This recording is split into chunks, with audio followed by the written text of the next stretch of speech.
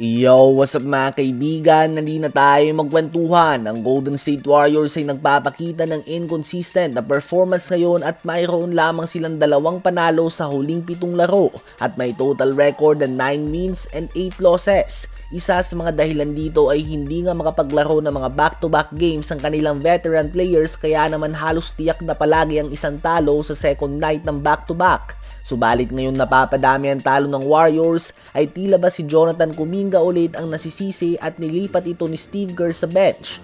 Ngayon nga ay out ito dahil sa minor knee injury, subalit bago pa man siya magtamo nito ay nilagay na nga siya ni Steve Kerr sa bench role at ngayon ay hindi na natutuwa si Kuminga na tila ba siya na naman ang nakikitang mali ni Steve Kerr sa lineup. Frustrated na nga si Kuminga at bumabalik ang pait ng kanilang relasyon ng Warriors coaching staff.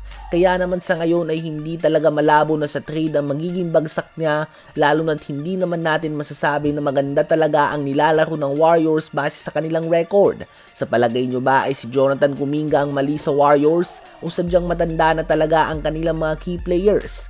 Habang ang former Rookie of the Year winner and third youngest All-Star ever sa history ng NBA LaMelo Ball ay handa ng matrade paalis ang Charlotte Hornets matapos ang 4 wins and 11 losses na simula sa season na ito. Si LaMelo Ball ay isang player na kaya mag-average ng 25 points, 8 rebounds and 8 assists per game.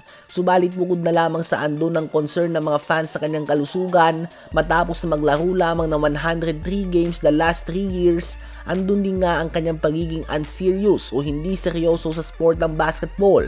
Naturally gifted lang nga talaga siya at talented, subalit posibleng hindi niya maabot ang kanyang full potential dahil sa kanyang work ethic. Si LaMelo ay may decent market ngayon, subalit hindi nga pang superstar level ang matatanggap na trade offers ng Charlotte Hornets dahil sa mga concern na nabanggit natin, at hindi pa nga siya nakakapaglaro ng playoff basketball lang kahit isang beses man lang, so hindi pa nga siya talaga tested.